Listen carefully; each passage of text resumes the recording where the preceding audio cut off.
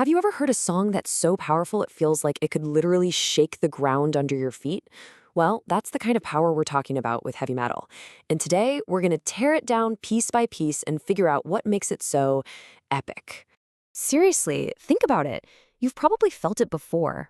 Maybe you've walked past a car and this wall of sound, it just hits you. Or you're playing a video game and the music kicks in and it just feels huge. That incredible energy, that's what we're diving into today. What that sound is, why it's so unbelievably powerful, and the amazing culture that's built up around it. So, where did this sonic beast even come from? I mean, it didn't just pop up out of nowhere with loud guitars and leather jackets, right? To really get it, we've got to rewind the clock a bit and see how it all started. Okay, let's head back to the late 1960s. You've got these blues and rock musicians who were just itching to push things to the next level. They were on a mission, you know? They wanted to create a sound that was heavier, louder, and way darker than anything anyone had ever heard before. And their inspiration? It came from the world right outside their window.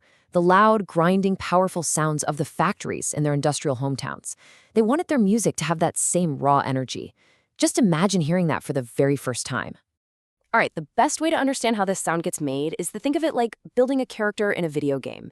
You got to pick your base stats, your main equipment, and then you add all the special abilities and power-ups. So let's head into the engine room and see what makes this thing roar. So there are pretty much three key ingredients to get started. First, you need the electric guitar. That's the heart of the whole thing. Then you add this absolute game-changing effect called distortion.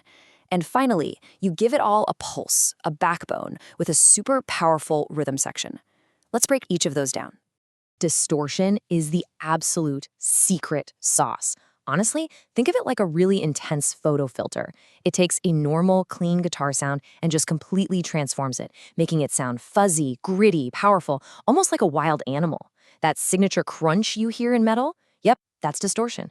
It's what gives the guitar that aggressive edge. But a super-powered guitar needs an engine to drive it, and that's where the rhythm section comes in. We're talking about the bass guitar and the drums. Together, they create this thunderous foundation that you can literally feel in your chest.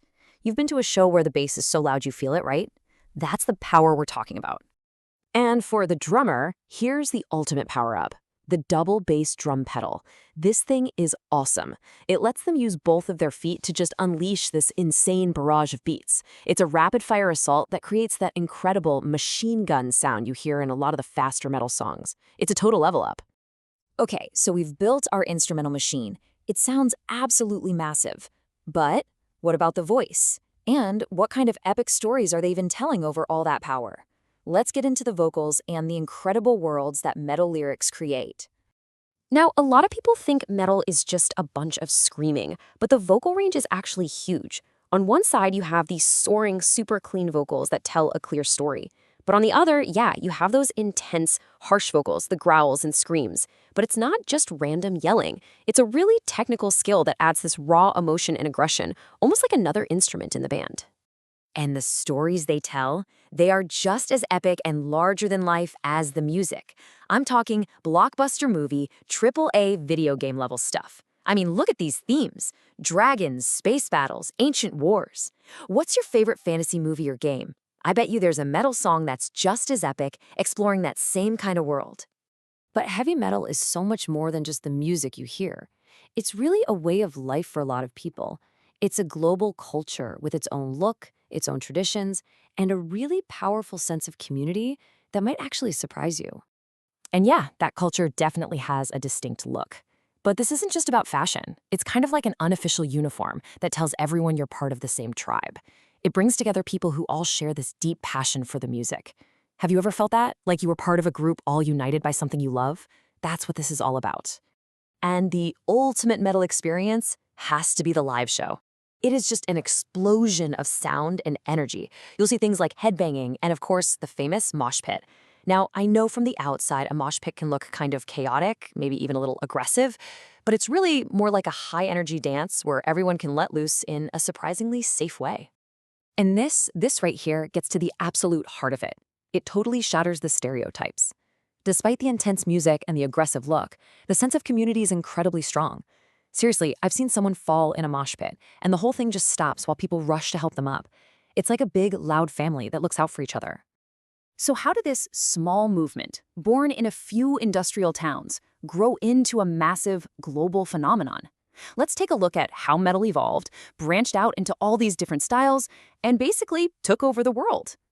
Yeah, metal didn't just stay one thing. It exploded into tons of subgenres. And honestly, thinking about them like video game classes is a perfect way to get it. You've got thrash metal, that's your lightning fast assassin.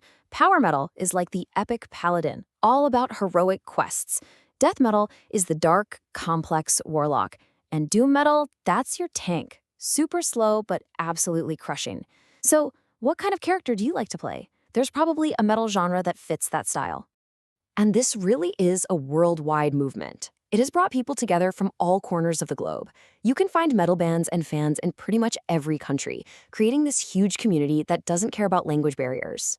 You ever listen to a song in a language you don't speak, but you still totally feel the emotion? That's what makes metal so universal.